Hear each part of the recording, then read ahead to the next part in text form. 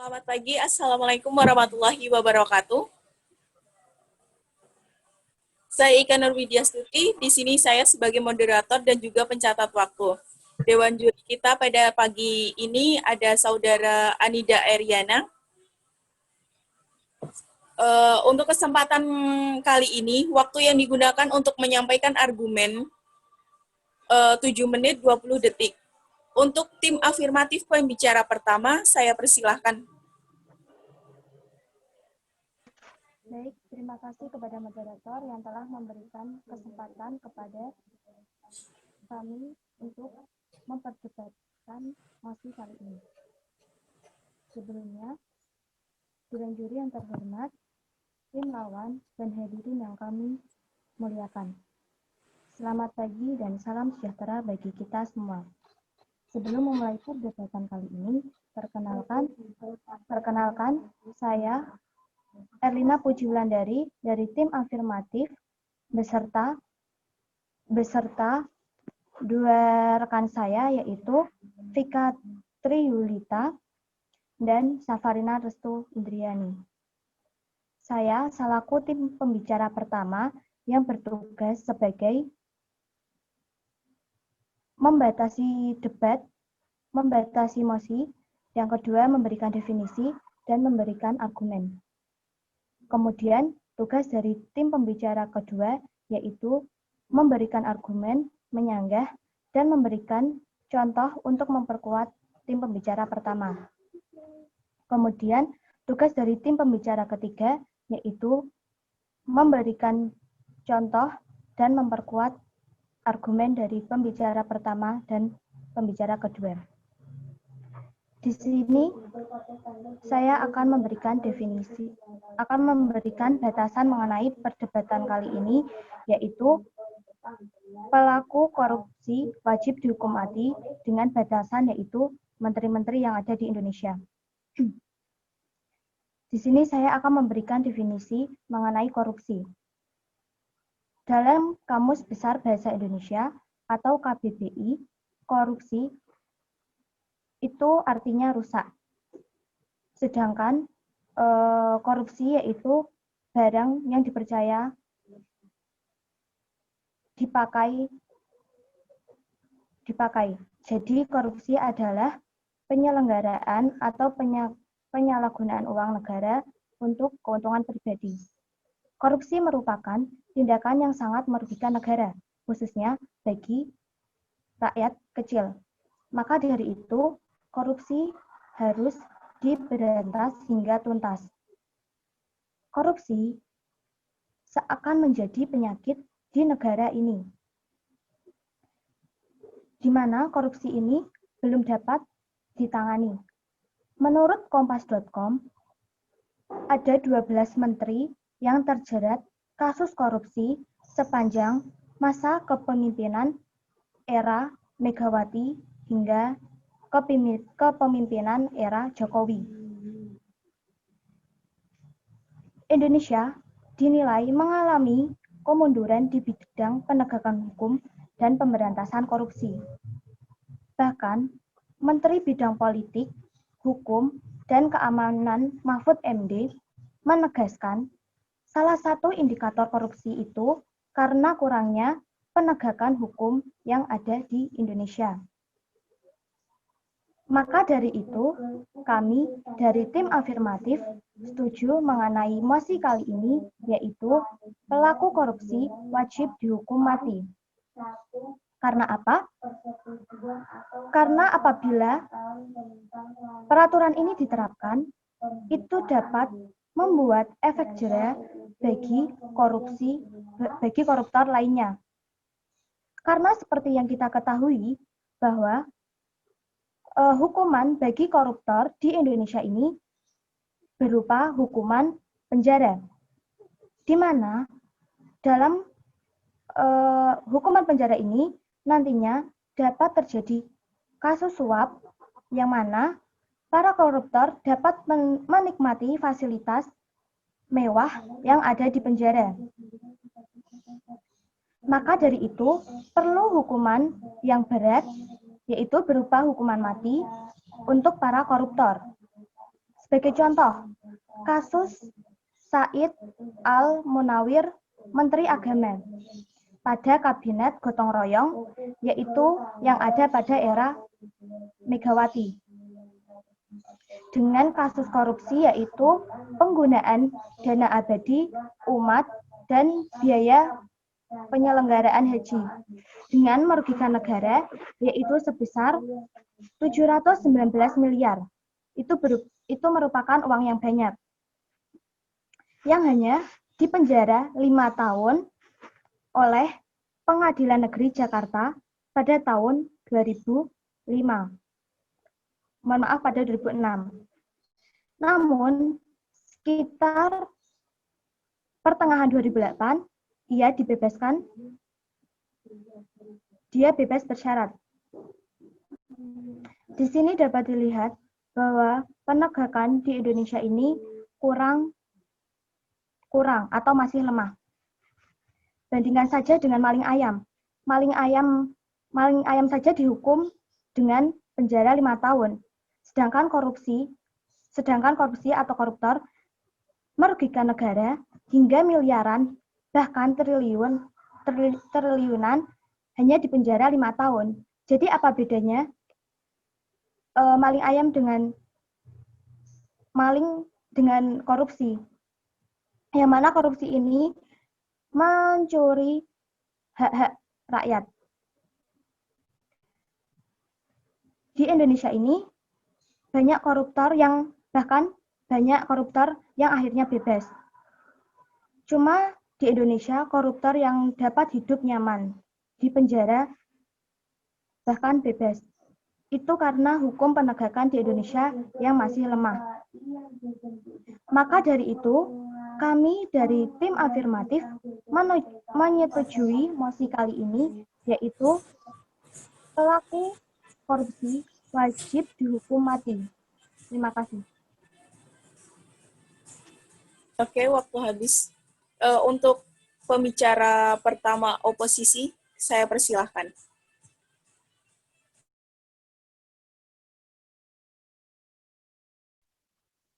Baik, terima kasih atas waktu dan kesempatan yang telah diberikan oleh moderator. Perkenalkan, saya Diva Meriska. Di sini saya dari tim oposisi sebagai pembicara 1, dan rekan saya ada Saftiko Nurrahman, pembicara 2, dan juga Salsabila Nadif sebagai pembicara 3. Adapun tugas pada debat kali ini, saya menyampaikan batasan-batasan dari debat kali ini, memberikan definisi terkait mosi yang akan disampaikan, dan juga menyampaikan argumen dan memberikan sanggahan. Tugas dari pembicara 2 tim oposisi yaitu memberikan contoh kasus dan juga memberikan argumen sekaligus menyanggah untuk memperkuat. Tugas dari pembicara 3 tim oposisi yaitu memperkuat argumen-argumen yang sebelumnya sudah disampaikan. Jadi saya di sini akan menyampaikan batasan pada debat kali ini, yaitu batasannya adalah korupsi yang dilakukan oleh para menteri di Indonesia. Nah, masih pada kesempatan kali ini yaitu para pelaku koruptor wajib dihukum mati. Untuk yang pertama, saya akan menyampaikan pengertian dari korupsi itu sendiri. Jadi korupsi itu merupakan tindakan penyelewengan pejabat publik ataupun pejabat negara yang mana mereka itu menyalahkan kepercayaan yang telah diamanatkan kepada pejabat tersebut kepada dirinya untuk mendapatkan keuntungan mereka secara pribadi. Jadi dari tim kami, tim oposisi tidak menyetujui dengan adanya mosi para pelaku koruptor wajib dihukum mati. Karena menurut tim kami, hukuman mati bagi para koruptor ini melanggar ataupun merenggut hak hidup individu. Jadi walaupun koruptor itu merupakan sudah melakukan kesalahan dengan melakukan korupsi, tetapi dia juga memiliki hak yang lain, yaitu hak untuk hidup. Jadi hak untuk hidup ini merupakan hak yang absolut, tidak boleh direnggut oleh koruptor itu dihukum mati, menjadikan koruptor itu sudah direnggut hak untuk hidupnya. Jadi menurut tim kami, hukuman mati ini tidak memberikan efek jera sama sekali kepada para koruptor. Dibuktikan dengan adanya hukuman mati di Indonesia sendiri sekarang tidak mengurangi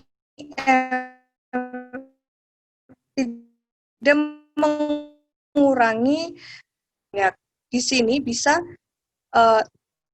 menjadi bukti bahwasanya hukuman mati itu tidak memberikan efek jera kepada para koruptor. Hukuman mati ini tidak akan memberikan koreksi atau perbuatan yang lebih baik nantinya kepada koruptor yang telah melakukan korupsi. Jadi kalau misalnya mereka sudah dihukum mati, berarti koruptor itu tidak memiliki kesempatan untuk memperbaiki perbuatan yang telah dilakukannya. Sebagai fakta bahwa ada negara-negara yang memiliki tingkat kasus korupsi yang rendah, itu tidak menerapkan hukuman mati bagi para koruptornya, seperti contoh negara Denmark, Selandia Baru, Finlandia, dan juga Swiss. Sebagai bandingannya, yaitu negara Cina. Negara Cina itu menerapkan hukuman mati bagi para koruptor.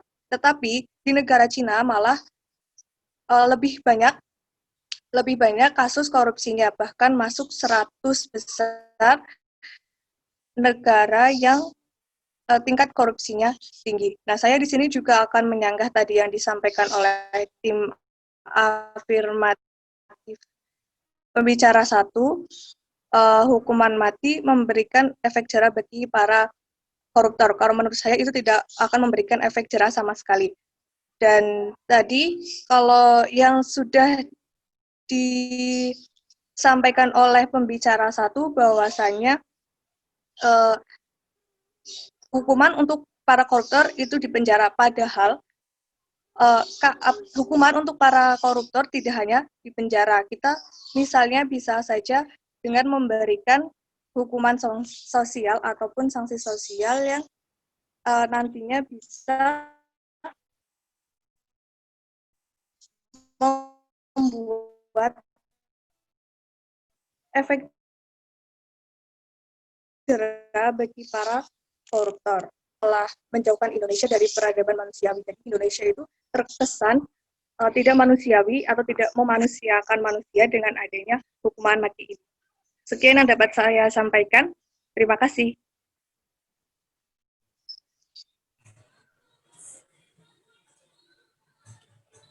Untuk pembicara selanjutnya, tim afirmatif pembicara 2, silahkan.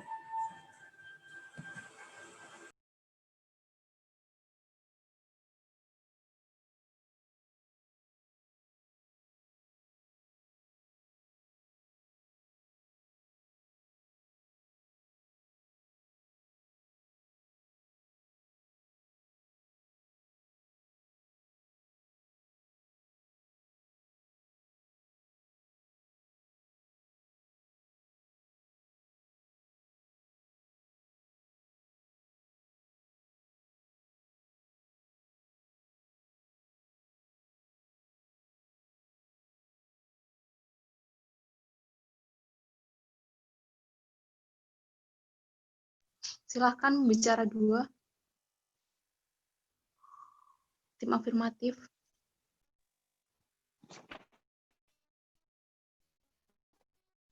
Terima kasih waktunya. Saya Tedita sebagai bicara 2 afirmatif kurang setuju dengan argumen yang dikemukakan oleh bicara 1 tim oposisi. perihal hukuman mati melanggar hak asasi manusia. Namun, para koruptor tersebut yang lebih melanggar hak asasi manusia karena mereka telah merebut hak dan mengambil hak dari masyarakat yang lebih membutuhkan. Dengan mereka korupsi, mereka mengambil hak yang seharusnya didapatkan oleh masyarakat yang membutuhkan.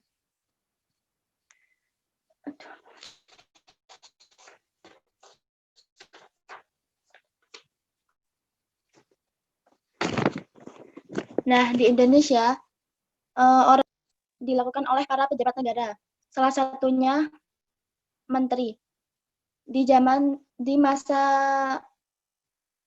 pemerintahan Jokowi, sudah ada beberapa menteri yang melakukan korupsi. Menurut saya, tokoh atau seseorang yang seharusnya paling dihormati dan disegani oleh masyarakat adalah sosok yang berwibawa dan jujur. Namun sejauh ini, organi tersebut malah mereka yang berlimpah harta tanpa mempersoalkan bagaimana cara mereka dapat menjadi kaya dan berkecukupan. Sebagai contoh,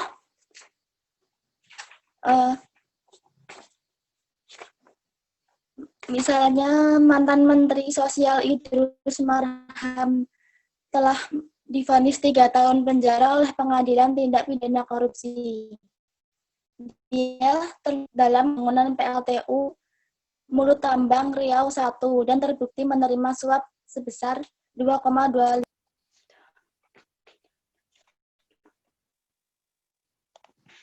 Melihat kenyataan bahwa di Indonesia hanya menerapkan hukuman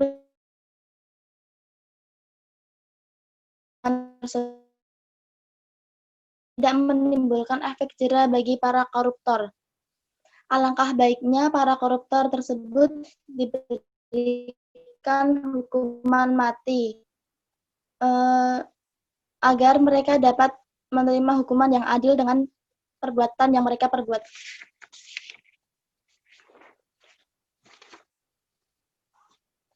Nah, menjadi seorang pejabat negara dapat dikatakan bahwa mereka telah dipandang sebagai orang yang terhormat. Maka dari itu, sebaiknya mereka dapat melaksanakan kewajibannya dengan jujur dan tidak melakukan korupsi. Padahal menurut konstitusi, orang yang melanggar hak asasi orang itu bisa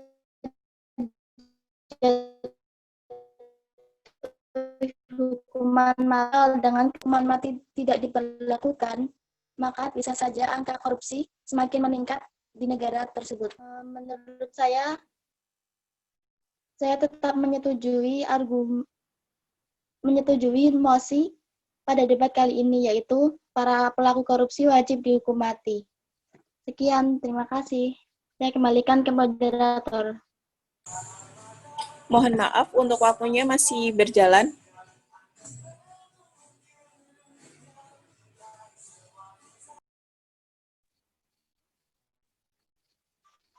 Sudah cukup.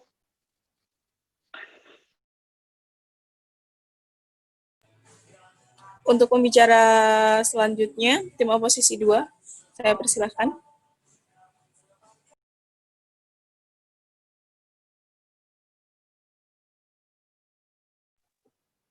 Baik, terima kasih atas waktu yang diberikan. Sebelumnya perkenalkan saya Saftiqo Nur Rahman, saya sebagai pembicara 2 tim oposisi. Pada perdebatan kali ini memiliki mosi para pelaku korupsi wajib dihukum mati. Kelompok kami tetap tidak setuju karena dengan hukum mati ini tidak membuat seorang koruptor itu merasakan jera. Kemudian sebelumnya saya akan menyanggah terlebih dahulu mengenai argumen yang dimiliki oleh pembicara 2 tim afirmatif, yaitu mengenai pada masa Jokowi sudah banyak yang melakukan korupsi. Itu korupsi yang dilakukan oleh para menteri-menteri. Nah, hal itu menunjukkan jika hukuman mati itu tidak cukup efektif untuk memberikan efek jera kepada mereka untuk merasa takut dan tidak akan melakukan tindakan korupsi. Itu sebuah bukti yang nyata. Kemudian hukum penjara 3-4 tahun tidak cukup untuk membuat jera. Itu memang jika hanya 3-4 tahun saja dengan hukuman penjara itu memang tidak membuat rasa jera para menteri itu muncul. Namun akan berbeda jika hukuman penjara itu disertai dengan hukuman-hukuman yang lain. Kemudian sesuai dengan yang disampaikan oleh pembicara satu tim oposisi, apabila hukuman mati itu melanggar HAM atau hak asasi manusia, yaitu hak untuk hidup.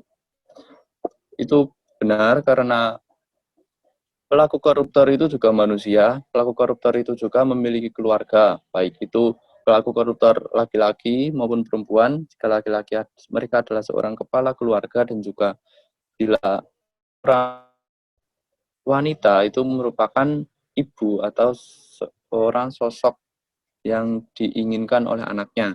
Apabila dilaksanakan hukuman mati, maka seorang anak akan kehilangan salah satu sosok yang seharusnya menopang hidupnya. Sedangkan apabila hukuman mati tidak diadakan, itu akan membuat si anak bisa berinteraksi, masih bisa berkomunikasi dengan orang tuanya, sehingga mengurangi adanya rasa kurang kasih sayang kepada seorang anak. Kemudian pendapat saya, ada hukuman yang lebih bisa diberikan atau lebih baik diberikan daripada hukuman mati, dan tentunya hukuman yang lain ini juga dapat menimbulkan efek jera. Yang pertama adalah hukum potong tangan, seperti yang telah dilaksanakan di negara-negara dengan menganut ajaran Islam atau ajaran Islamnya itu kental.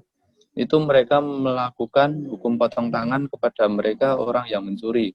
Nah, sementara para koruptor ini juga mencuri, yaitu mencuri uang atau aset milik negara yang mana aset atau uang ini merupakan hak rakyat. Itu juga merupakan suatu tindakan mencuri, dan tentunya dengan tindakan atau keputusan untuk melakukan potong tangan itu merupakan sesuatu yang dapat membuat jera. Kemudian yang kedua adalah dimiskinkan. Cara yang efektif kedua itu adalah memiskinkan dengan arti menyita atau mengambil semua harta yang dimiliki oleh koruptor, baik itu entah harta hasil korupsi atau hasil usaha mereka sendiri.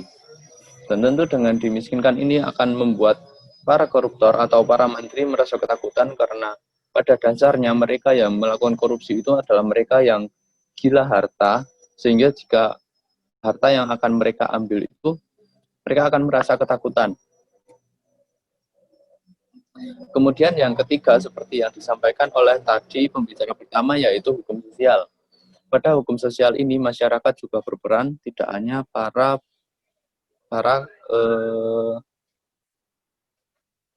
pemerintah.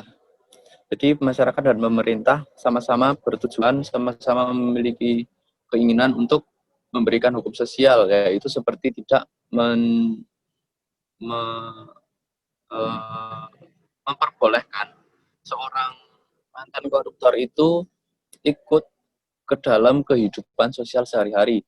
Karena seorang koruptor juga manusia, makhluk sosial, ia akan merasa kesepian di tengah keramaian. Kemudian hukuman ini juga dapat lebih efektif apabila juga diterapkan diikuti dengan hukuman penjara. Misalkan seorang koruptor telah dihukum potong tangan, kemudian ia masih menerima hukuman di penjara selama 3-4 tahun. Itu saja saya rasa sudah cukup membuat karena apabila dilakukan hukuman mati, itu juga biayanya tidak gratis. Jika korupsi saja sudah menghabiskan dana, sudah mengambil banyak anggaran, hukuman mati juga tidak dilakukan dengan gratis. Hukuman mati memerlukan biaya tidak sedikit bahkan membutuhkan hingga ratusan juta rupiah. Kemudian berdasarkan sebuah berita yang pernah saya baca, di suatu negara para istri dari menteri-menteri mereka akan diajak oleh pihak keamanan atau kepolisian untuk menyaksikan mereka para koruptor yang dipenjara dengan kehidupan yang sengsara di dalam penjara.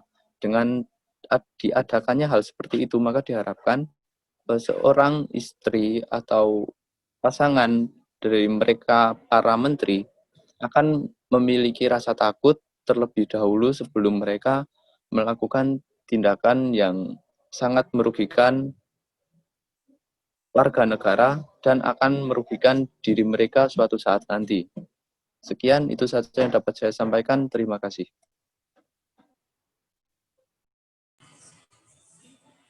Untuk tim selanjutnya, tim afirmatif pembicara ketiga, saya persilahkan.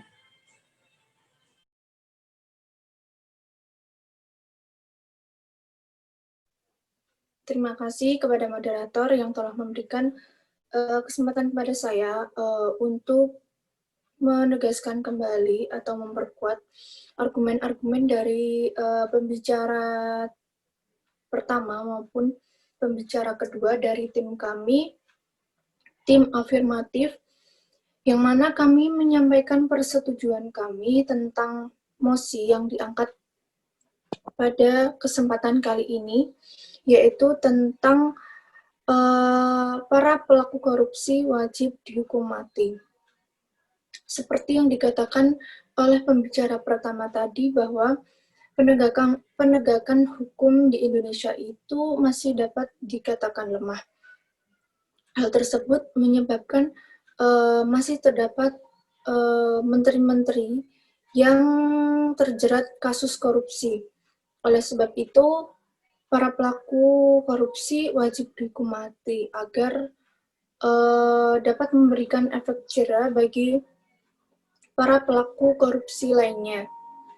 Jika koruptor hanya dipenjara saja, peluang mereka untuk melakukan tindakan suap menyuap itu mungkin bisa terjadi.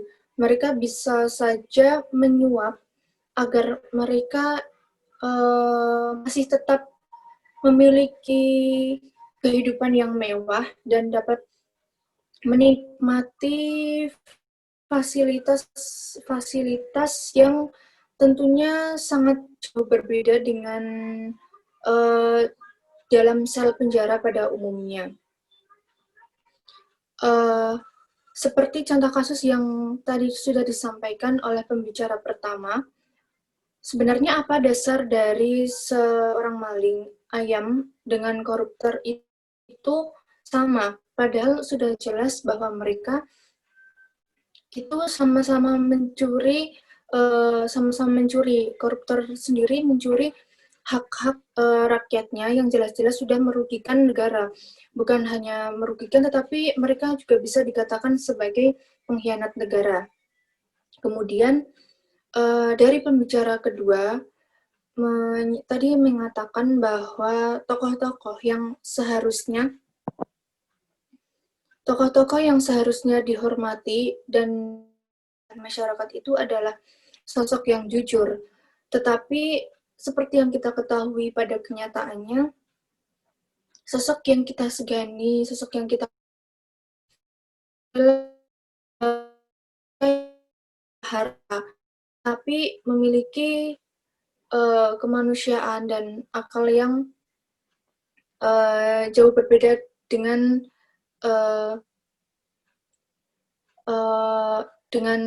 harta yang mereka miliki. Kemudian mengapa mereka yang korupsi itu berasal dari orang yang berlimpah harta, bukan dari orang yang kurang berkecukupan. Dan jika hukuman mati tersebut dikaitkan dengan HAM atau hak asasi manusia, dan lebih berpikir dengan logika kita, bukankah koruptor itu lebih melanggar HAM? seperti kasus yang telah disampaikan oleh pembicara kedua dari tim kami tadi, bahwa para pelaku koruptor telah menggelapkan dan mengerupsi uang yang seharusnya digunakan oleh mereka yang memiliki anak, mereka yang memiliki bayi yang membutuhkan gizi tambahan, tetapi nantinya anak mereka itu malah menderita busung lapar atau sejenis penyakit lainnya hanya karena ulah dari seorang koruptor. Mana yang seharusnya dikatakan sebagai pelanggaran HAM. Padahal hal tersebut sudah menunjukkan bahwa pelaksanaan dari sila kedua Pancasila itu tidak dilaksanakan dengan sepenuhnya. Kemudian seperti contoh kasus yaitu pada Majelis Hakim Pengadilan Negeri Pekanbaru Riau yang menjatuhkan vonis ringan terhadap Ketua DPRD Bengkalis Heru Wahyudi, yang mana padahal bahwa beliau melakukan korupsi dana bantuan sosial yang hanya divonis 8 bulan. Ya. Izin interupsi. Untuk tadi kan batasan masalah itu mengenai yang dilakukan oleh menteri di Indonesia ya. Tapi apakah DPRD itu tidak keluar dari MOSI? Apakah tidak keluar dari batasan masalah yang telah diberikan dari tim Anda tadi? Terima kasih. Menurut saya walaupun DPRD itu bukan menteri, tapi mereka merupakan wakil kita, wakil rakyat yang seharusnya mereka bisa melaksanakan dan menyalurkan aspirasi kita, mendengarkan keluhan-keluhan dari rakyatnya. Kan ini kasus ini juga mengenai tentang bantuan sosial ya, bantuan sosial yang kita terima itu kan juga menyangkut dengan kehidupan kita sehari-hari. Nah, bantuan sosial ini yang seharusnya diluncurkan senilai 230 miliar, tetapi malah merugikan negara sebesar 31 miliar. Yang itu menandakan bahwa kasus tersebut juga merupakan kasus korupsi yang dilakukan walaupun bukan dengan menteri, tapi dilakukan oleh wakil-wakil rakyat kita.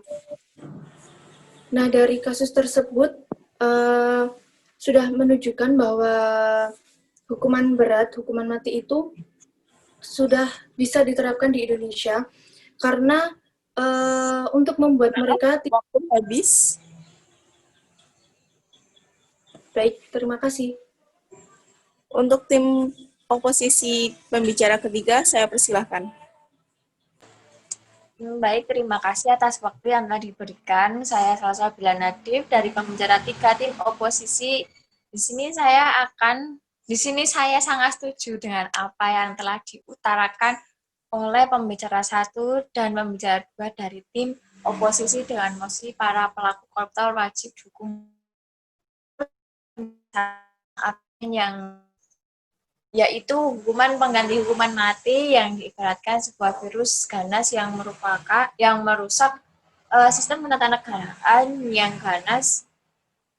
Jika diibaratkan sebuah laptop itu membutuhkan instalasi ulang atau install kembali.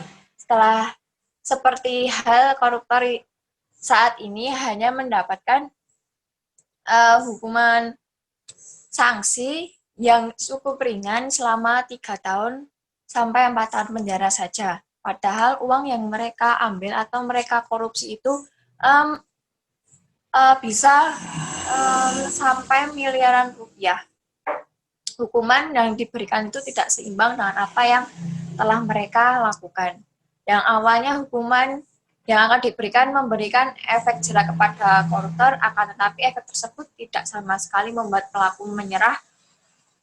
Apalagi masih banyak pelaku yang malah menjadikan kejadian ini membuat usaha untuk kembali menjajah atau memasuki ke dalam sistem yang mana baik dengan cara menyalurkan diri sebagai anggota ataupun pelaku menyalonkan diri sebagai ketua partai. Hukuman mati, potong tangan belum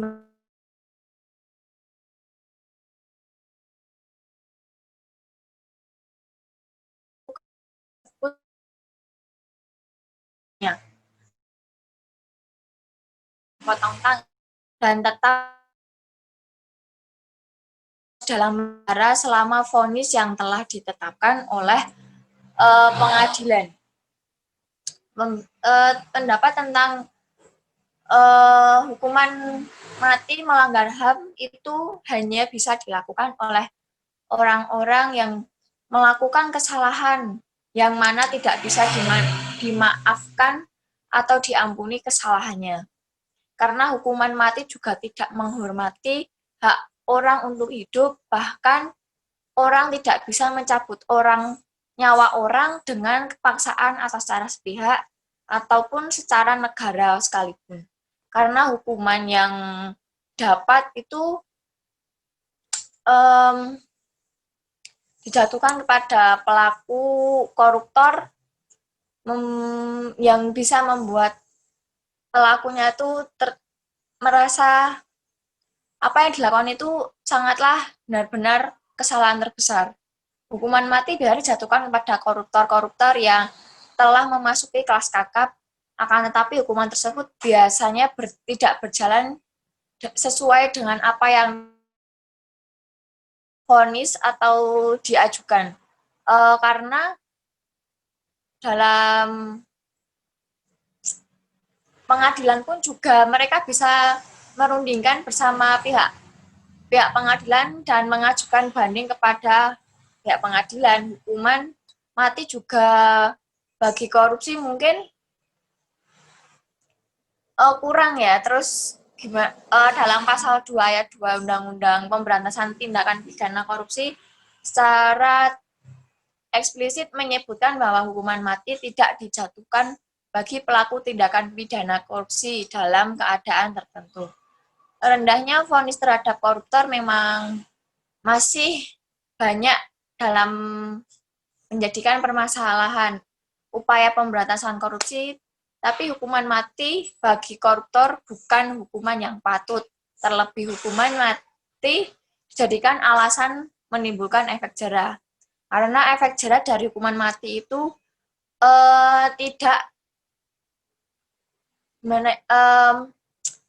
tidak membuat keluarga yang menerima itu kurang. Karena suatu saat pun juga pelaku tersebut bisa dipertanyakan kembali dan diundang kembali ke pengadilan untuk mempertanggungjawabkan jawabannya di situ. Karena kalau hukuman mati itu akan membuat keluarga yang ditinggalkan itu merasa kurang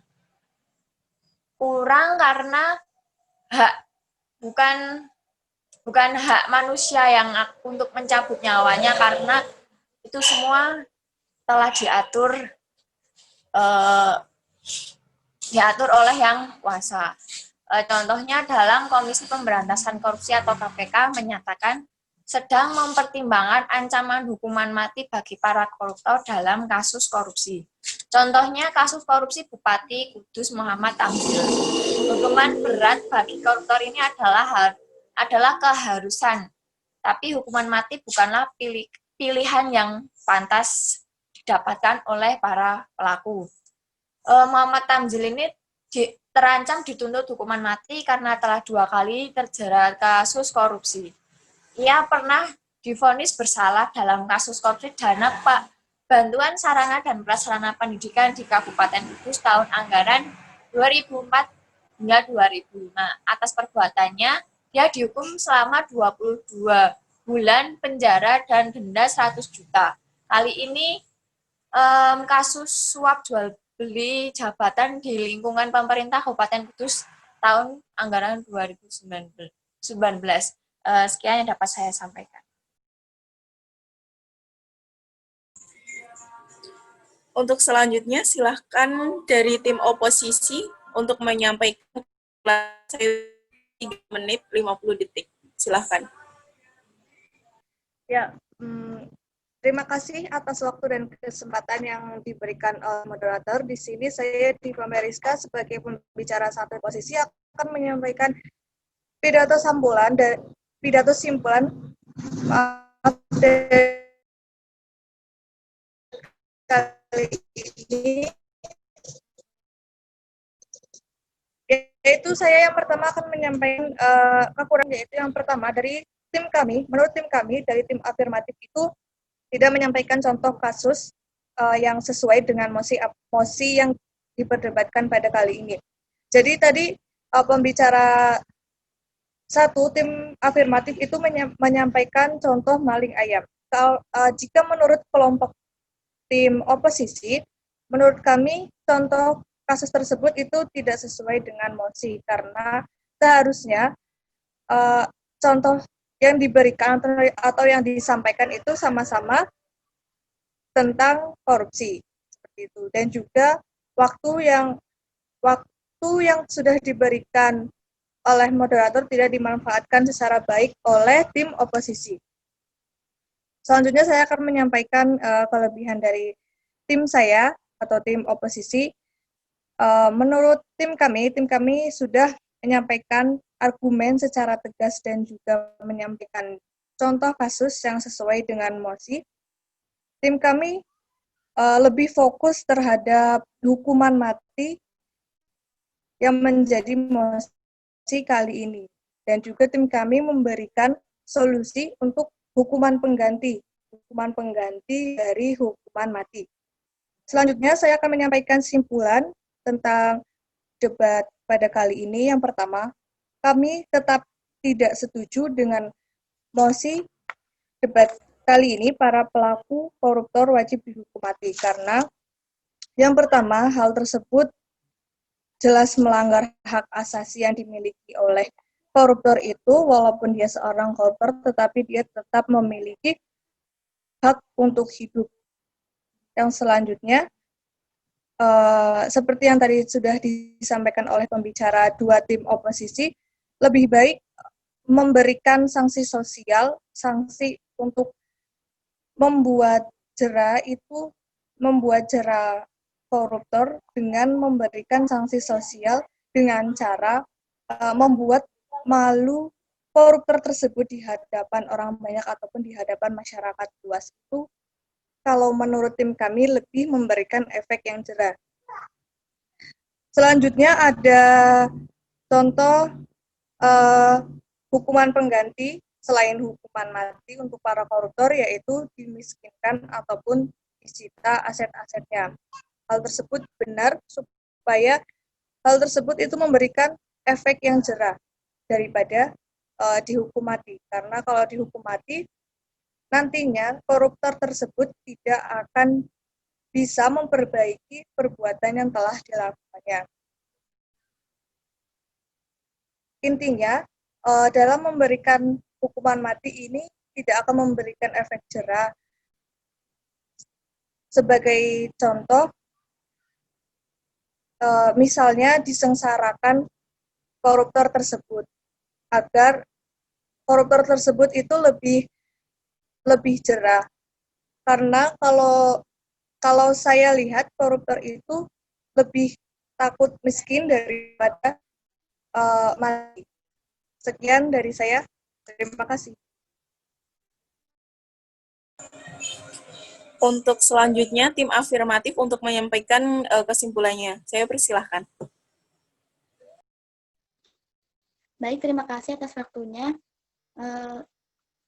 Saya perwakilan dari tim afirmatif akan menyampaikan kesimpulan debat pada kali ini. Tetapi sebelumnya, kami akan menyampaikan kelemahan dari tim lawan, yaitu salah satu pasal dalam undang-undang, dan ini dilarang dalam perdebatan adalah menyalahi aturan. Telah memberikan contoh yang tidak sesuai dengan mosi yang telah ditetapkan. Kelebihan dari tim kami telah memberikan memberikan contoh yang sesuai dengan posisi kali ini, yaitu para pelaku korupsi wajib dihukum mati. Sedangkan contoh yang lain yang diberikan oleh tim kami hanya sebagai bahan perbandingan untuk menguatkan argumen kami. Kesimpulannya yaitu korupsi merupakan tindakan yang merugikan negara. Namun sayangnya masih banyak koruptor yang bebas dari pidana yang ia terima. Para koruptor banyak dari kalangan pejabat negara yang seharusnya dapat memberikan contoh bagi masyarakat untuk selalu jujur dalam segala hal. Tetapi justru malah sebaliknya yang mereka telah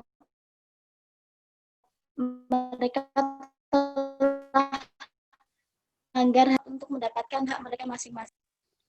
Dengan hukuman pidana 3-4 tahun penjara tidak memberikan efek jera. Dengan itu, hukuman mati dapat memberikan efek jera untuk para koruptor agar tidak mengulangi perbuatannya lagi. Untuk itu, tim kami tetap menyetujui mosi pada kali ini, yaitu para pelaku korupsi wajib dihukum mati. Terima kasih. Untuk selanjutnya, Dewan Juri, saya persilahkan. Baik, terima kasih kepada kedua tim oposisi dan tim afirmasi yang menyampaikan perdebatan kali ini. Jadi saya akan mengimprovisasi atau memberikan perbaikan. Pertama-tama untuk bahasa yang digunakan itu sudah bagus ya. Kedua tim sudah menggunakan bahasa yang baik, bahasa Indonesia yang baik. Kemudian untuk ini kepada pembicara satu tim pro, itu seharusnya tim kontra masih bisa untuk menyanggah beberapa argumen-argumen. Tapi dalam berjalannya perdebatan ini tidak ada sanggahan antara tim pro atau tim kontra. Baik pembicara satu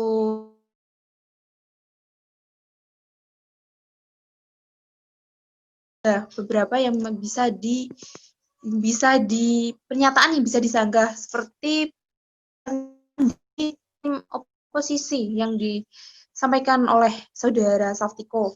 Misalnya tentang hukuman potong tangan yang dilakukan di beberapa negara Islam. Itu masih bisa disanggah oleh tim afirmatif. Karena potong tangan di Indonesia sendiri, jika dilakukan potong tangan, sementara yang kebanyakan dilakukan oleh negara-negara Islam, sementara Indonesia sendiri bukanlah negara Islam. Kemudian dimiskinkan, itu juga masih bisa disanggah. Dimiskinkan itu negara pasti setelah menyampaikan putusan seorang koruptor itu bersalah, pasti seluruh hartanya yang bersumber dari entah itu dari hasil korupsi itu pasti disita oleh negara. Tetapi siapa yang tahu bahwasanya mereka itu pasti lebih cerdik ya untuk menyimpan harta-hartanya, misalkan menitipkan harta yang mereka miliki ke rekening entah itu orang lain atau memiliki banyak tanah di mana itu. Hukum sosial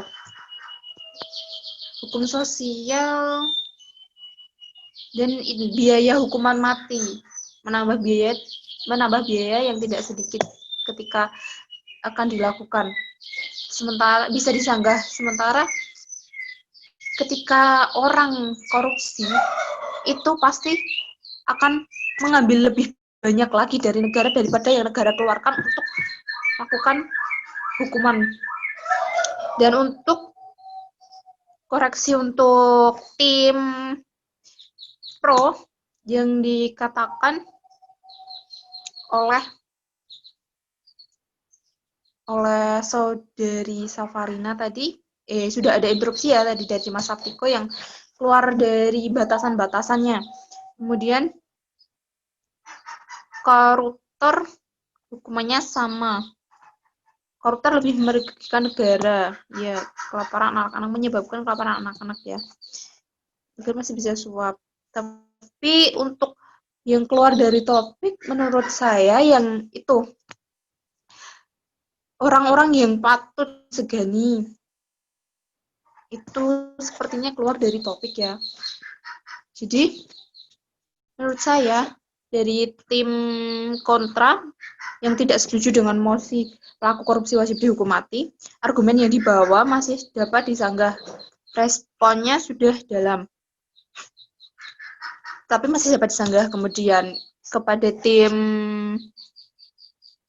pro, respon atau argumennya cukup, tetapi masih ada kekurangan, masih bisa terbaca oleh lawan. Jadi kesimpulannya, penilaiannya adalah tim kontra itu lebih unggul daripada tim pro.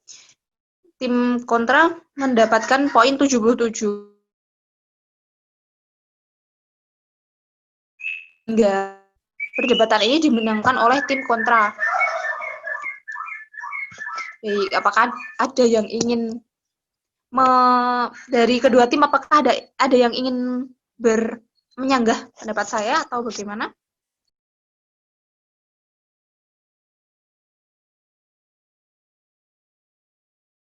Jika sudah menerima dengan hasilnya, saya Maaf. kembalikan lagi kepada bagaimana? Tadi Saudara Nadif, pembicara ketiga dari tim oposisi juga menyampaikan contoh dari kasus itu bukan keluar dari batasan seperti saya tadi. Dia mengatakan tentang kasus dari seorang bupati. Saya juga tadi keluar dari batasan. Bagaimana? Terima kasih. Iya, tapi dari saya kan menilainya dari yang ya memang seperti itu ya, keluar dari batasan. Cuman dari yang awal dari pembicara 1 dan 2 tadi itu antara tim pro dan kontra.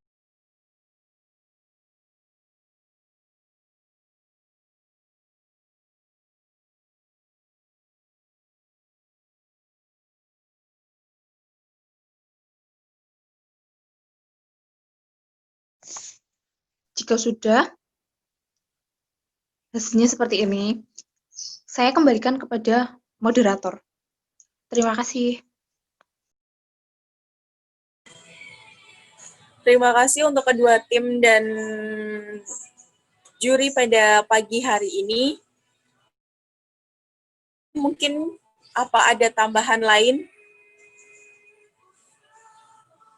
Sudah cukup.